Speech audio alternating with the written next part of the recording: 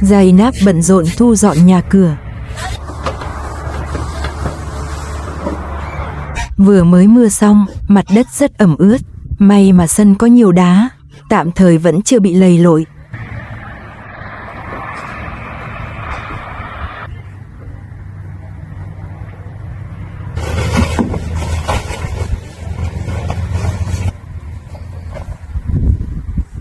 Cô trải một lớp bao đặt ở cửa, căn dặn mọi người khi ra vào nhà phải để giày dép ở xa cửa một chút để giữ cho lối ra vào được sạch sẽ. Zainab vô cùng trân trọng anh trai, người đã dựng cho cô một căn nhà nhỏ để sinh sống.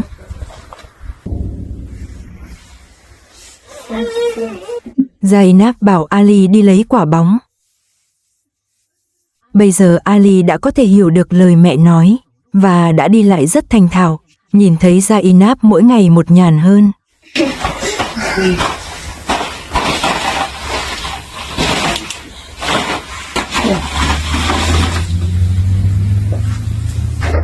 Cả nhà bật cười vui vẻ.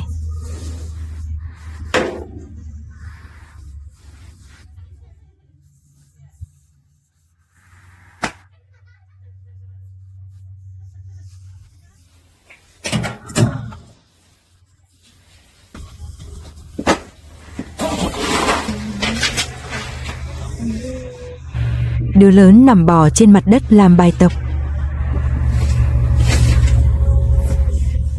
Zainab đầy tự hào nhìn bài văn con gái viết. Cả nhà tràn ngập tiếng cười đầm ấm.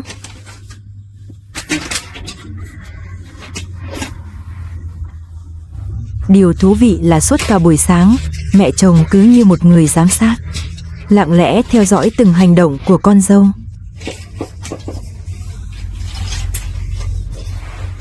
Zainab thấy thời gian cũng gần đến giờ. Cô nói, đứa thứ hai sắp về rồi, mình phải nấu cơm thôi.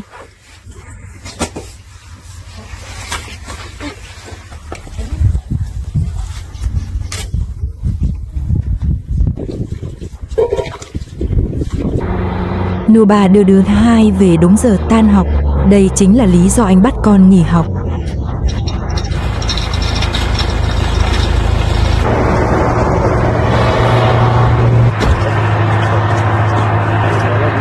Nuba nói, mẹ con không muốn nhìn thấy bố.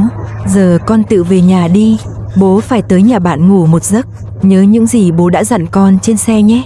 Việc bố có thể về nhà hay không là nhờ vào con đấy.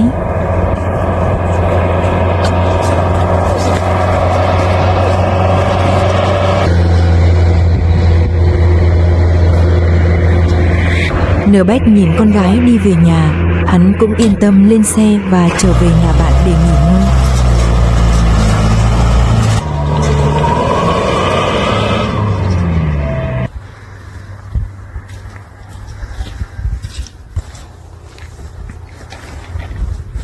Bé gái trở về nhà, Zainab lập tức nhận ra bộ đồ mới con đang mặc.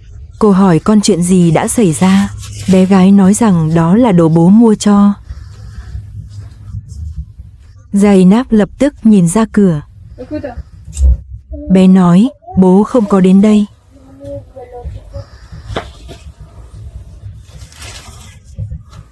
Cô bảo con gái ngồi xuống, bỏ cặp ra và kể lại từ đầu.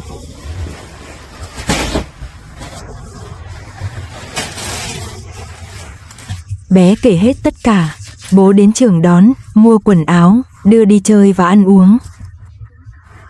Mọi chuyện được kể lại một cách chi tiết.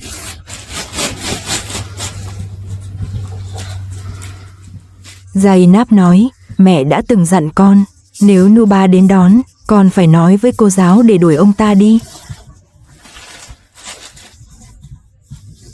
Bé gái nói, con đi theo bố là tự nguyện. Zainab hỏi, đồng phục của con đâu? Bé nói, trong túi kìa.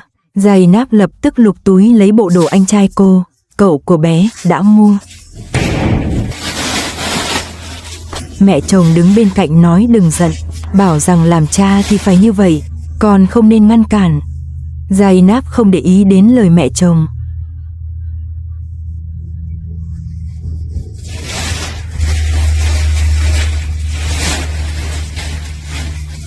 Cô gói tất cả quần áo Nuba đã mua và ném ra ngoài.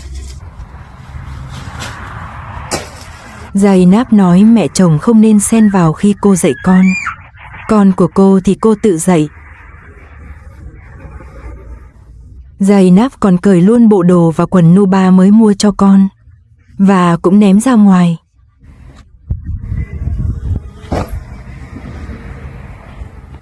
Zainab nói con cô sau này không cần phải liên quan gì đến Nuba nữa. Mẹ chồng cho rằng cô đang làm quá mọi chuyện, nói rằng vợ của anh trai cô thì khoan dung hơn nhiều. Zainab đáp lại, đúng đấy, vậy mẹ để con trai mẹ đi mua đồ cho Aksuda đi. Như vậy có đủ rộng lượng không? Nếu còn dắt con tôi trốn học nữa, tôi sẽ kiện anh ta ra tòa.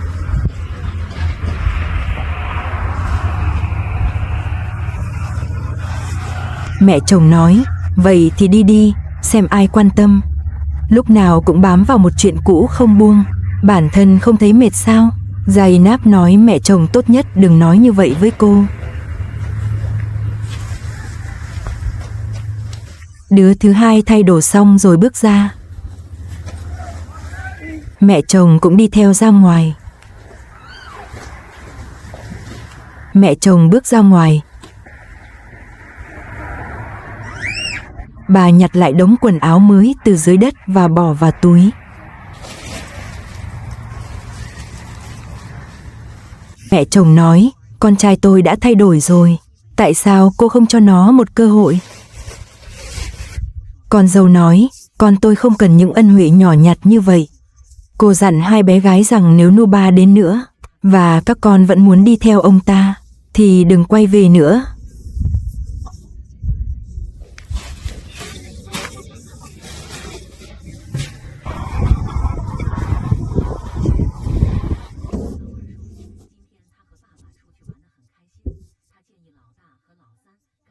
Ở trong nhà, mấy chị em đang nói chuyện với nhau.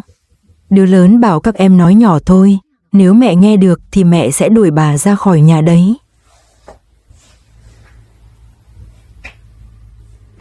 Bà nghe thấy những gì các cháu nói bên ngoài, liền hỏi chúng, các con có yêu bố không? Bà bảo Zainab đừng xen vào, muốn nghe lời thật lòng của các cháu.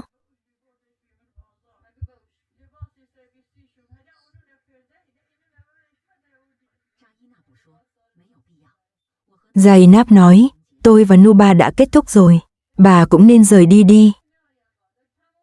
Mẹ chồng nói, con trai tôi là bố tụi nhỏ, tại sao cô cứ ngăn cản nó gặp con? Nó đã chia tay Aksuda rồi mà, cô có phải đang quá độc đoán với bọn trẻ không?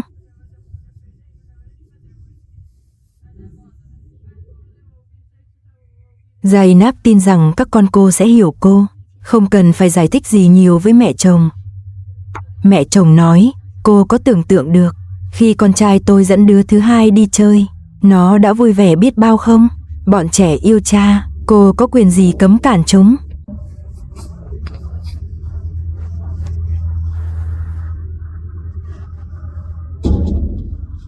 Zainab nói, tất cả những chuyện này là do bà bày ra. Tôi đã từng tôn trọng bà, nên đã thuyết phục anh trai tôi đồng ý để bà ở lại, nuôi ăn nuôi uống cho bà. Vậy mà bà phản bội tôi, còn chia rẽ tình cảm mẹ con tôi. Bà thật là quá đáng. Mẹ chồng vẫn luôn trách móc Zainab vô tình với Nuba.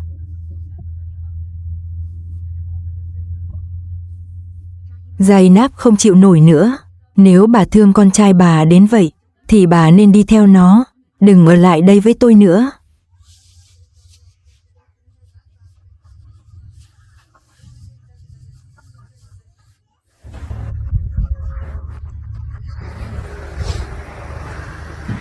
Một mình bà lẩm bẩm, lại nói rằng mình sống quá vô nghĩa.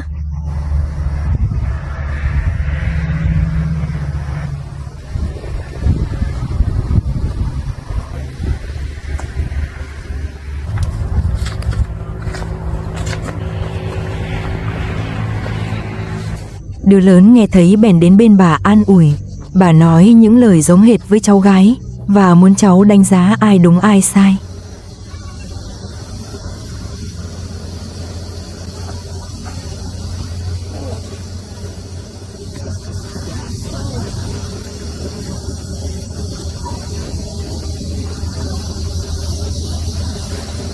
Đứa thứ hai cũng vào nhà khuyên mẹ và bà làm hòa, nói rằng bà thật đáng thương khi phải ở trong lều lạnh. Zainab nói chính vì bà luôn lợi dụng lòng trắc ẩn của cô, nên cuộc đời cô mới thành ra thế này. Cô cũng chia sẻ với đứa thứ hai một chút tâm sự trong lòng. Cuối cùng, người phụ nữ hiền lành cũng mềm lòng, bảo đứa thứ hai đi đón bà về.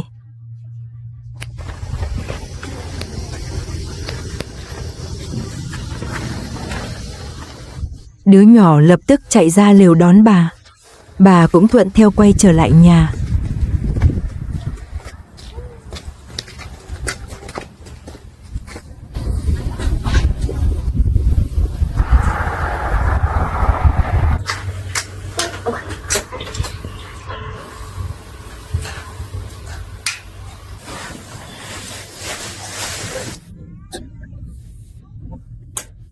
Zainab ra ngoài pha trà.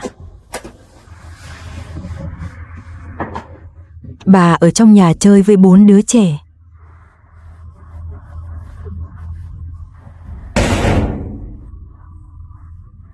Zainab vẫn là người phụ nữ dễ mềm lòng, dù không thể tha thứ cho Nuba, nhưng trong việc chăm con, hiếu thảo với mẹ chồng, cô thực sự đã làm rất tốt.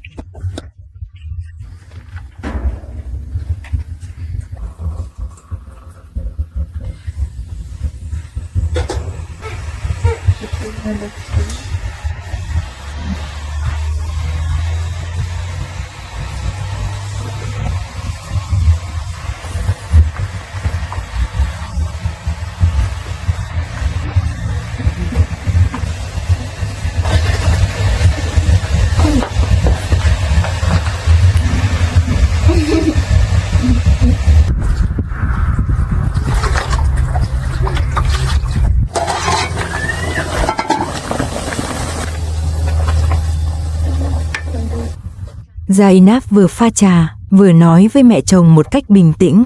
Nếu bà không nhắc đến Nuba trước mặt tôi nữa, tôi sẽ xem bà như mẹ ruột và phụng dưỡng như con cái phải làm. Bà mẹ chồng đồng ý, được rồi, từ giờ tôi xem như hai người không còn quan hệ gì nữa.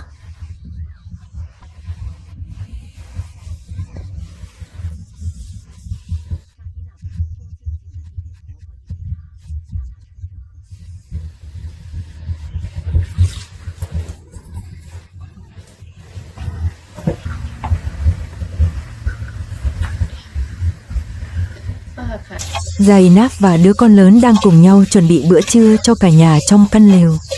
Bữa trưa hôm nay có một đĩa đầy khoai tây luộc. Đứa con lớn liên tục đảo hành trong chảo, chờ mẹ gọt vỏ và nghiền khoai thành dạng nhuyễn.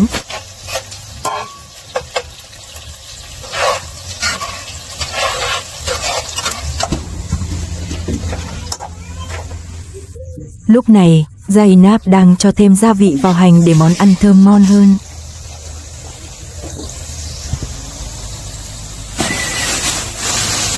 Cuối cùng, cô cho phần khoai tây nghiền vào chảo, trộn đều lên món ăn đã sẵn sàng, thơm ngon hấp dẫn.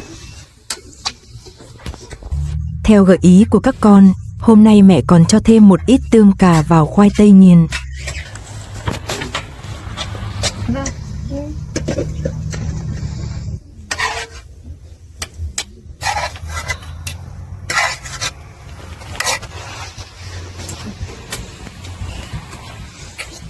Giờ đây, cả gia đình Zainab và 4 đứa con đang quây quần trong nhà, cùng nhau thưởng thức bữa tối đầm ấm.